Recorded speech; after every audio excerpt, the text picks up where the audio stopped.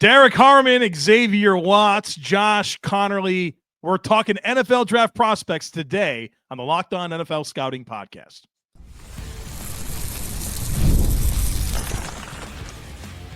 You are Locked On NFL Scouting with the Draft Dudes, your daily podcast for NFL and college football scouting. Part of the Locked On Podcast Network, your team every day. What's better than this? It's guys being dudes here on the Locked On NFL Scouting Podcast. We're the Draft Dudes. I'm Joe Marino from Locked On Bills. He's Kyle Krabs from Locked On Dolphins, and we are your NFL experts here with you daily to talk team building across the league on the Locked On NFL Scouting Podcast with the Draft Dudes, part of the Locked On Podcast Network, your team every day.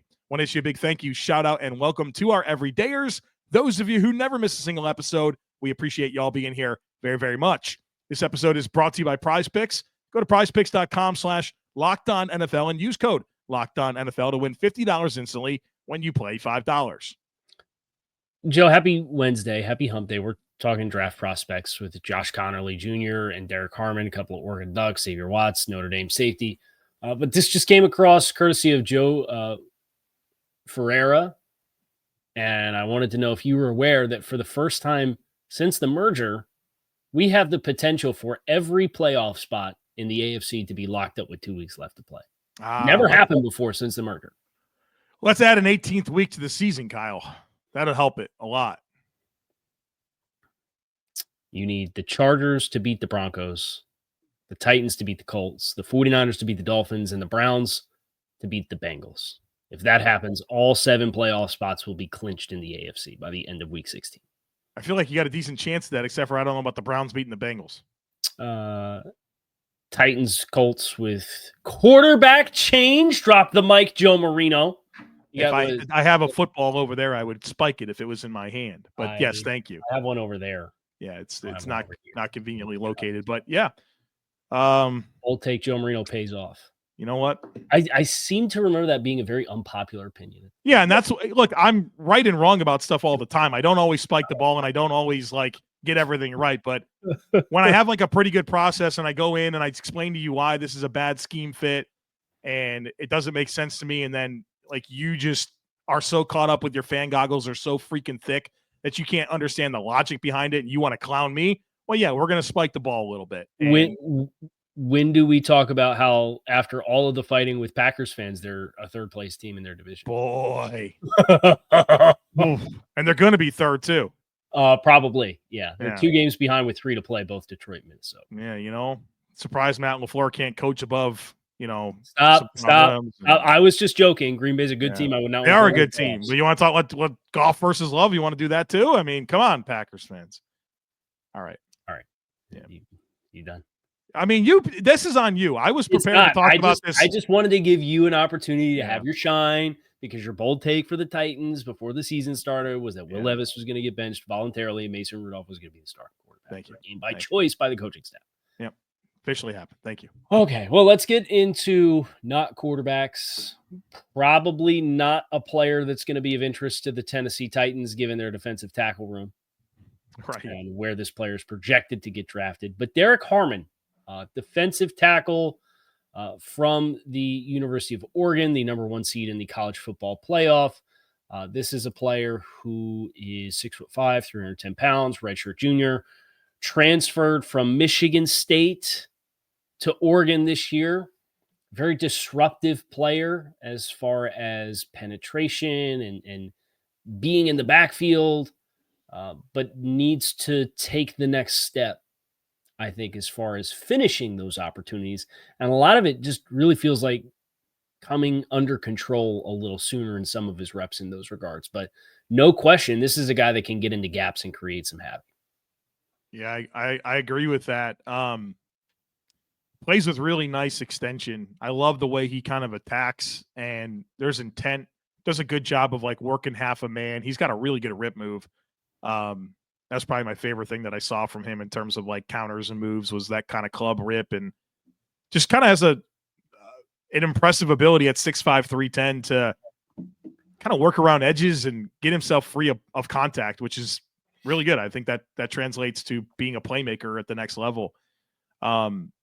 good. I saw a decent amount of pass rush variety, plays with extension, good motor. I think he's pretty firm against the run. I saw him consistently resetting the line of scrimmage. I think there's versatility. I think he can play anywhere from a 0 to a 5, which makes him pretty attractive to me. Like you said, some finishing concerns and being under control, but I think that might stem from kind of high cut, right? I think he's athletic and quick. I don't know that he's super twitched up. And I think that maybe hurts him a little bit when he's in position to make some plays behind the line of scrimmage to not be able to finish. But I think there's a really strong foundation to work from here that, I don't know, just one of these good defensive linemen that we keep watching. Yeah, I think he's a little tight in the hips. I don't think he flattens corners particularly well. Yeah.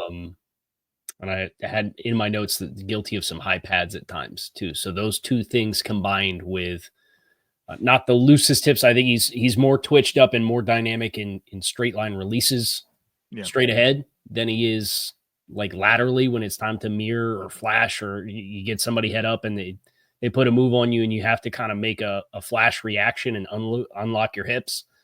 That's not where his athleticism shines the best, but really, you mentioned the length.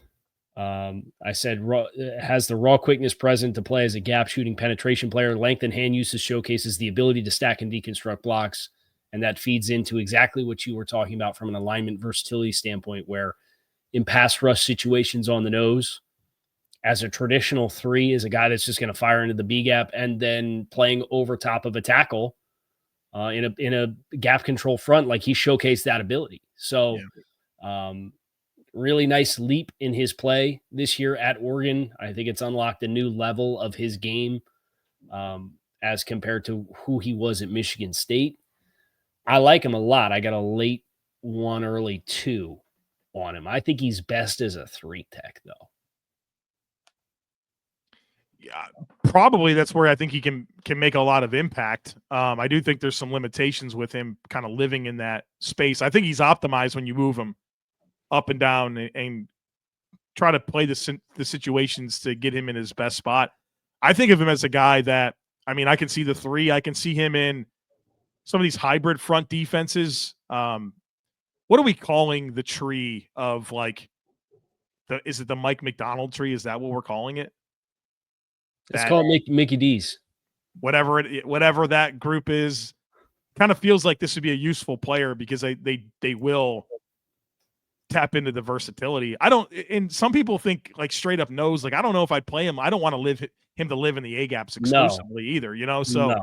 I think that's doing him a great disservice as a player because there is some leveraging issues and you're not leaning into like kind of how dynamic he's capable of being. Yeah. And let me read this last little snippet off the overview that I have because I think it affirms what you said. If Harmon is able to maximize his movement skills with efficient angles and playing in space, he will see his actual production expand and warrant playing in an aggressive front. If not, a team can fall back on developing his hands further and encouraging to play along the line of scrimmage. Yeah. Do you think that there's going to be natural conversations that happen because of like Eric Armstead and DeForest Buckner? Because I don't think this is the same type of athlete. No, it's not. So I hope that I like my comp a lot. I'm wondering if you saw it. I don't. The name I have written down is Ty Warren. Okay. I have Daquan Jones written down. Which version of Daquan That's Jones? exactly why I picked Daquan Jones, because he's lived in both of these worlds. Yeah, because with Tennessee and even his 1 year in Carolina, he played out in wider alignments. At Buffalo, he's an A-gap player, right? Mm-hmm. So, like, that version of him, I could see it. But 2023 Daquan Jones had some ability to those first 5 games, man, before the torn pec, you're like, because he said, I've been living along the line of scrimmage my entire career. Yeah. You can put me in front and tell me I can get after it a little bit. I'm going to go get after it. Yeah, so let him get after it. I think that's what we want from Derrick Harmon. Which is why I projected him to the 3 tech. I dig it. Okay, well, we got more fun football players to talk about. Xavier Watts, Notre Dame safety. We'll talk about him next. Be sure to stick with us. Folks, get ready to tackle the NFL action with FanDuel, America's #1 sportsbook, because right now, New customers can bet $5 and get $150 in bonus bets if you win. The FanDuel Sportsbook app gives you everything you need to place live bets on the NFL all in one place. So when you get a hunch in the middle of the game, you can check out the latest stats, view live play-by-play, and so much more on the same page where you place your bets. Just visit FanDuel.com to join today, and you'll get started with $150 in bonus bets if you win your first $5 bet over at FanDuel.com. And obviously, it's a good week to get in on the action. A full slate of NFL games, including some on Saturday. College football playoff is getting started this weekend. It just makes it more fun, man. You get a little skin in the game, get in on the props, the over-unders, the lines over at FanDuel.com. Never waste a hunch and make every moment more with FanDuel, an official sportsbook partner of the NFL. Folks, it's that time of year. The college football playoff is back, and with the newly expanded 12-team format, it's guaranteed to be bigger and better than ever, bringing you all the hard-hitting and high-flying excitement that you love.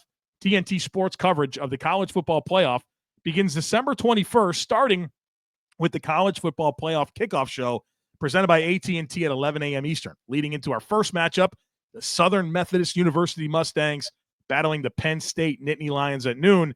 Then it's the Clemson Tigers looking to upset the Texas Longhorns in a showdown at 4 p.m. Eastern. Don't miss a moment of the action. Watch the college football playoff presented by Allstate live on TNT, True TV, TBS, and Max. What do you think Kirk Cousins did this morning? Oh, I think he woke up and meditated and read his Bible, had some coffee, spoke to his wife, let his dog outside, went to the facility. What do you think his first thought was in regards to his role with the Atlanta Falcons this morning? If you missed it, Kirk Cousins is no longer the starting quarterback of the Atlanta Falcons. I hope his first thought was, I got to play better. I'd be like, man, they really gave me $90 million for 14 games. Yeah. Who was that quarterback that somebody was like clowning on? Oh, it was Matt Flynn. Do you remember this tweet exchange? Yeah.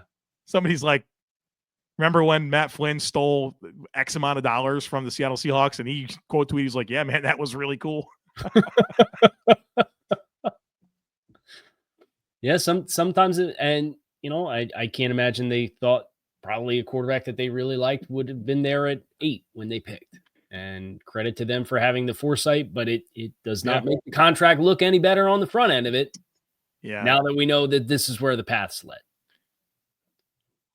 I'm interested. I think that they've made a reasonable choice here, because Kirk, the last several games, has just, it feels like all the age has come on him, right? And man, you'd expect him to get better as the season moved along with more time on task and familiarity with everything around him in Atlanta. And boy, he's just getting worse, man. And there's upside with Penix. And at a minimum, you're not going to win the division with Kirk. Like, it's not going to happen. So you might as well not win the division with Michael Penix, give him a few games, and maybe you do. Maybe you find lightning in a bottle and you give yourself the best chance. But we know that this is not a course that's going to get Atlanta where they got to get. You know who would have loved to have played against Kirk Cousins the last couple of weeks? Xavier Watts. Yeah, he'd have, good Lord, he might have 7 interceptions in 2 Red games. shirt, senior safety, Xavier Watts, 6 foot 203. Those are unofficial numbers. Was originally a wide receiver. That makes sense. Notre Dame, right. Converted to safety, I think, in 2022. Got some playing time when Brandon Joseph went down with injury. Proceeded to come back and lead FBS in interceptions and win the Bronco Nagurski Award in 2023, and then had an encore season that had him as a unanimous All-American and 5 interceptions in 2024. So 12 interceptions over the last 2 seasons for Xavier Watts as a safety. It's the coverage stuff, man, right? Like, this is a really good deep zone defender that makes plays on the ball, like, consistently. And I think there's a lot of appeal to the different alignments that he can play. Obviously, he can play in split zones, but I think he can be a 1 high. I think if you play him, cover 3, he's the middle of the field safety. Boy, that's a great spot to play him. I don't think he's super dynamic in terms of, like, movement skills to be a plus man-to-man guy, but I think he can carry tight ends, and I think he can situationally handle some man stuff. But like, you're drafting him because the ability to make plays on the ball as a safety from depth, and he complements that with, I mean, he's not soft or anything like that playing forward. He tackles that. I didn't see any issues there, but it's feels like in a lot of ways he's exactly that middle of the field defender that I think a lot of teams are hoping to get for their defense. So I did this story for 33rd Team last week, and it was the trends and cycles of the NFL. Right now, we're very too high shell presentation focused and oriented. Cover 2 is at its lowest rate called thus far this season in the last 4 years. Cover 3 is at the lowest rate in at least the last 5 years. But if the cycle turns and the response to that is, well, we want to get bigger, we want to get more physical, we want to, I don't know, look at Philadelphia and what they did with their offensive line and adding Saquon Barkley. Look at Baltimore and adding Derrick Henry. Look at Buffalo and what their run game has illustrated. There, like, it's not a coincidence, right? There's some teams that have size up front and have invested in some backs. And say what you will about Buffalo, but what? Cook was a 2 and Ray Davis was a 3? 4, yeah. 4? Yeah. So like they've made reasonable investments into their running games, and they're running the ball well and at a high clip. And if teams start to react to that, how great would it be 3, 4, 5 years from now to have a developed Xavier Watts to be the high post player, if that's the trend that turns and it goes back to less 2 high safety shells and 1 high becomes more popular again, because the trends of everybody chasing the successes of you're seeing maybe this year and potentially the next year or 2 years after that. I'm pretty comfortable with him playing as that middle of the field defender too. Like, if you want to roll a safety down, like, he could be your deep safety, and I think it's a great role for him. Yeah, he can do that now, but I guess the vision that I had when I wanted to invoke the story was this could be a real impact player in a sense of being ahead of a curve. Mm. You know what I mean? It's like, yeah. I do know. Yes, he's going to be a quality starter now as a safety. But if the trends cycle back, I think he has a chance to be a real, like, X factor for a defense to combat the curve, if you will. Yeah. I think that's a good outlook down the road. I think what makes this an easier safety evaluation than a lot of others is, like, he does take away the football. That's not a question that you really have. And a variety of ways in which he gets his hands on the ball too. Yes. And from the research that I was able to do, I've never met this guy, but seems like there's a lot of rave reviews for his, like, character and leadership and, like, impact on the program, which that plus the ability to take away the football, it's going to make him pretty valuable, I think, in this coming class. And I don't know that he's the versatile player that Malachi Starks is out of Georgia, but I do think he's a better deep zone defender and guy that can hunt the football. Not a hard evaluation. It's at all with him, and he's done it in big moments, right? Like, I feel like games on ice with turnovers and exactly, game enders, a lot of them from what I saw. The USC one that he had just a couple weeks ago was, he ended that game, and wasn't his 2023 game. Yeah, he ended with pick 6. The 2023 USC game, he had like 2 picks of Caleb in that game, I think it was. Yeah, sure did. The instincts, we've mentioned the history at wide receiver and being a player playing from depth and feeling coverage combinations and having his eyes on the quarterback and understanding, like, you could tell he understands what that process of making a decision on who to throw to based on leverage. You tell it comes very naturally to him. I think he's particularly twitchy in flat foot situations. So when he is not playing in the post, and if he's playing a hook curl and he's got an opportunity to be patient and you run quick game that breaks in front of his face, I think that's where you most see his pop. I don't know that he has like Malik Hooker body control playing deep. If you remember when he was coming out of Ohio State, right? It was like the transitions deep for Malik was really wow inducing. Yeah. But he's played almost like 50% more in the post in like cover 1 and cover 3 than almost every other safety at the top of the draft in this year's class. I like that. I like that. It's like 60% cover 1 and cover 3, and everybody else is like 40, 42%. Matt, I didn't know that before, after, until right now, but that makes sense based on what the tape said. And I thought that was like super translatable. Yeah, because he can also play, like he's played on the second level. He's played meaningful snaps on the second level, not just being the post player in those situations. Yeah. But the Notre Dame defense is very 1 and 3 heavy in a world that is no longer in college football. So I thought that was interesting. Did you have any players that came to mind here? I wrote down one guy that I've seen play a lot of cover 3, a lot of cover 1. Has got really good ball skills. Okay. Micah Hyde. Okay. I don't think you look at Xavier Watts, like early career Micah Hyde playing in the slot quite a bit. Like, I don't know that I do that a ton with Xavier Watts, but what Micah Hyde was in Buffalo under McDermott as the middle, I guess you forget he's back. For now, till the season's over. And then you put the papers in front of him, they'll sign him. We'll see. That type of role, yes, that's kind of what I envisioned. I had a draft prospect that came to mind, and then I had a pro ceiling that came to mind. Trayvon Moehrig at TCU was the name, but I went with the pro name, which was a lofty one. I have Justin Simmons. That's good. Yeah, Justin Simmons is good.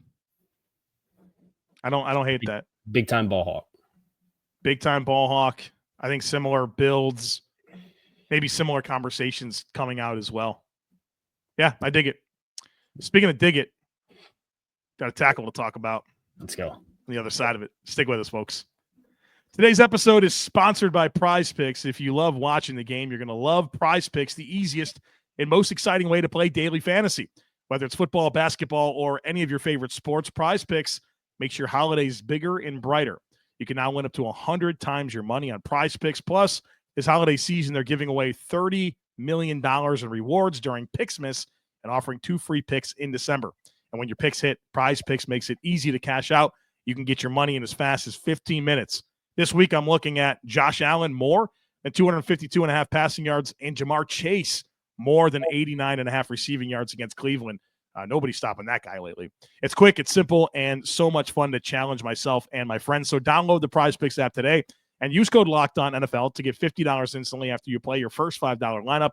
That's right, $50 instantly when you play just $5 on Prize Picks. Run your game. Did Rocket Money help you find any subscriptions you forgot about or that you were paying for twice? That definitely happened to me. I had a few subscriptions that I didn't even realize I was still paying for. And Rocket Money has made it so easy to track them down. It's like having a personal assistant for your finances. Rocket Money is a personal finance app that helps you find and cancel your unwanted subscriptions, monitors your spending, and helps lower your bills so you can grow your savings. It brings everything together in one place, whether it's subscriptions, your spending habits, or even the goals that you want to hit this year. Rocket Money has over 5 million users and has saved a total of $500 million in canceled subscriptions, saving members up to $740 a year when using all of the app's premium features. For me, one of the best features is the subscription tracker. I've used it to cancel services I wasn't using, and I've already saved a ton. Plus, with their goals feature, I've been able to automatically set aside money for my future. No more stressing about budgeting every month. Cancel your unwanted subscriptions and reach your financial goals faster with Rocket Money. Go to rocketmoney.com/lockedon today. That's rocketmoney.com/lockedon. rocketmoney.com/lockedon. So what did you think Jameis Winston's first thought was when he woke up this morning? or DTR's first thought was this morning. Well, I think Jameis Winston was once again in his prayer closet asking God to help him, not just with pick sixes. Deliver us from interception. I think that's the problem. Is he focused in on the pick sixes? He needed to get rid of all of them. Yeah, get rid of all the picks. Yeah, he's got to find God in the ways Josh Allen found God with eliminating the interceptions. It's what he's got to do. So DTR in, Jameis out for the Browns in Week 16. I think that's smart for Cleveland to kind of get you're deeper into the season. DTR has been into his second year a little bit. Not an ideal situation with the injuries that they have. But now Nick Chubb, they just put him on IR this morning. So he's like done. And I think it was a broken foot for him. But you got to figure out what you have there with DTR is like, do you make a decision to re-sign Jameis amidst the Deshaun contract? I think having a decent sample size for all of your options is smart for Cleveland at this stage. Joe Flacco's a free agent after the season. They're looking for that. Maybe this is the Kirk Cousins team. Too. What's that? I think Andy Dalton is too. There you go, Andy Dalton. Kirk to, because he's got $27.5 million guaranteed, so he might do the Russell Wilson thing and sign for little and pick a good spot. We just got done saying that Tennessee was a Sam Darnold spot. Would you it's rather also it's also a Kirk spot. Would you rather do Sam Darnold for $35 million a year, 3 years, $105 million, or would you rather do Kirk Cousins for 1 year, veteran minimum salary? I'd rather do that. Right. Yeah. Sam, sorry for the bad news with taking that spot. Yeah. So nobody's going to trade for Kirk on that contract, I think. I don't think so. No, not at all. All right. Josh Conerly, offensive tackle out of Oregon, 6'4", 305 pounds. He's good. He's a good player. I really liked watching him this morning. Words that come to mind: smooth, coordinated, controlled.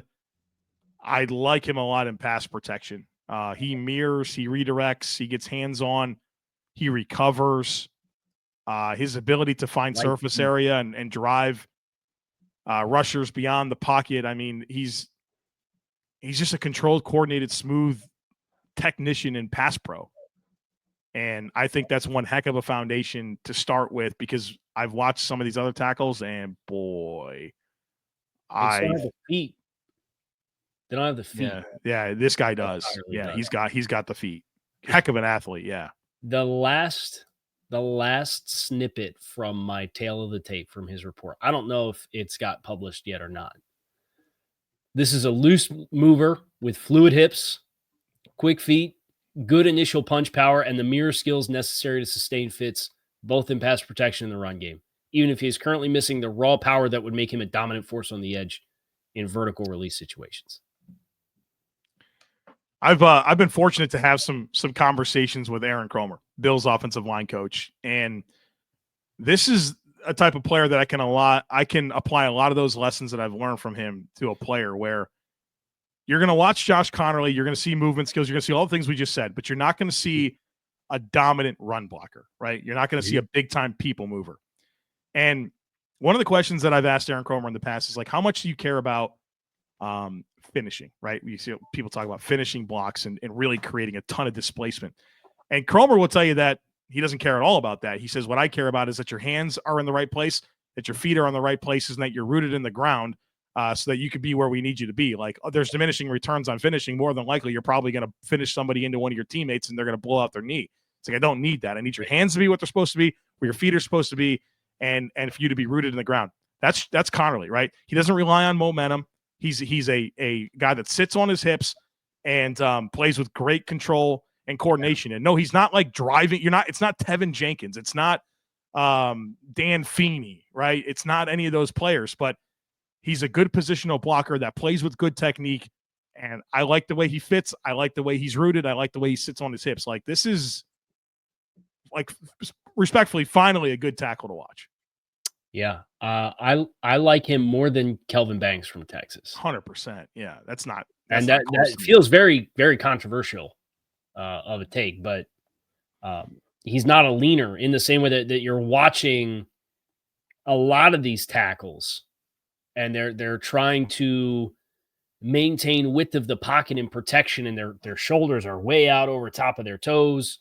He trusts his foot quickness in a way that I don't think any of the other tackles that I have watched to this stage consistently have. And that includes like another quick-footed guy from Purdue and Marcus Mbao. But Conerly, not a road grader type, but I think he's got plenty of stiffness in his hands to create really good jolt. The note that I had was I wish he had a little bit more upper body strength to maintain his latch more consistently. But he'll frame you out. He'll get his body in the right place. He'll let his backs cut off of him and his posture and his position, which feeds into what you were saying with Aaron Cromer.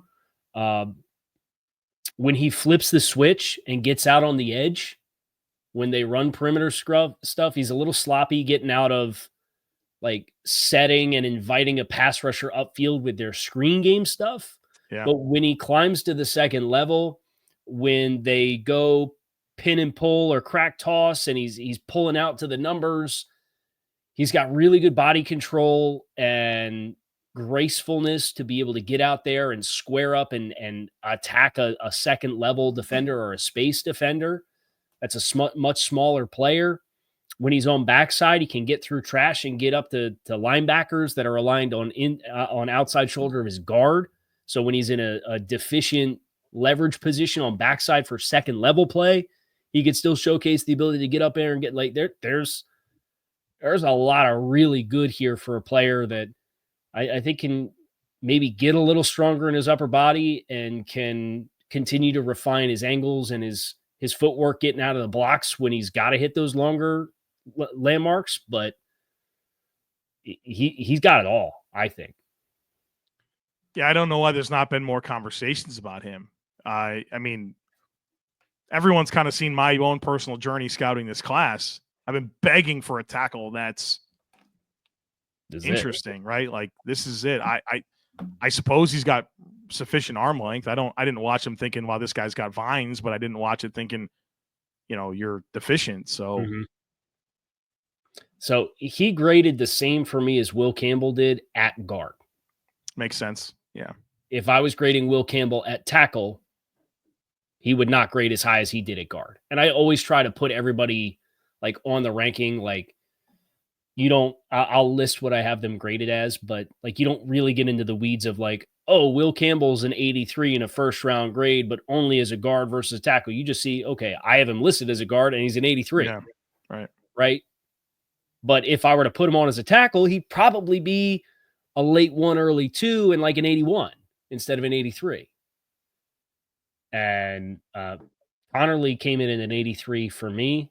And that is a top 15 player in this class is what I have him graded as. Oh, I wonder where I have him. He'd probably be top 12 for you just based off the guys we've done. He's 16th on my board right now. Oh, okay. Okay. Yeah. Why do you hate Josh Conerly then? Obviously. Yeah. Obviously. Any players you thought of? Yeah. DeBrickashaw Ferguson. Okay. I had Deion Dawkins down. Is this today's Bills comp day? No, but Dawkins is such a weird player, though, I remember Temple Deion Dawkins. I forget about that player a lot. Because Deion looks like he's stacked on some mass since his Temple days. He's a heavier player now than he was. Whatever he's doing. But the weight I had for Conerly was 315. 6'4", 315. Oh, is he that big? I don't know. I had 6'4", 305 down. I also watched them run GT power a few times where he's pulling around, and I'm like, Bill's bread and butter right here. You pull the tackle around. If the Bills needed a tackle, I'd feel pretty confident they'd like this guy. Yeah, this should be high up on everybody's wish list. He will be higher in my mocks moving forward now that I've done the formal deep dive on him. I mean, this guy should be in all the first round mocks, right? Yeah. I don't think I see him. I never heard of this guy until you said watch Josh Conerly. It's funny. I think our old colleague Keith Sanchez just had him go top 10 in a mock. Okay. But mock draft database, I like going over there and seeing where they have guys mocked after I do because they collect everybody's mock drafts and have a catalog. And I went over there just recently to look after I finished doing Conerly, and I think Keith had him higher than anybody that we've seen recently. It feels like people just need to get to the tape, and then like simultaneously, they need to get to the tape on people that you're told are great tackle prospects and actually aren't. So right, cuts both ways. It really does. And in my vantage point this year of where I've observed and stepped in, it's like it's been eye opening. I'll say that, very eye opening. Mm-hmm. Yeah, mocks in the month of January or in the month of December. Yahoo put him 18th. Dane put him 20th to Seattle, which would be a great ad for them. Yeah, for sure. That was on the 4th. And then you had SI, CBS, a bunch of people putting him to the Chiefs at 31. Boy, let's not let that happen. Right. Keith put him to the Bears at 9. 2 days ago. Sure. Yeah. So put him in real quick as we get out of here. Put him in order that you like them. On my board, Harmon and Conerly are very close. They're all close. Holy smokes. That's why I asked. It's interesting. They're all within 5 spots. They're like in the teens. I have Conerly, Watts, Harmon in that order is how I have them. I'm not finalized. All right. There you go. Close. Joe's going to take the passive way out. That's going to do it for us here. Locked on NFL Scouting, Kyle Krabs, Joe Marino. Appreciate you guys as always for checking out the show. Make it a great rest of your day. We're out of here.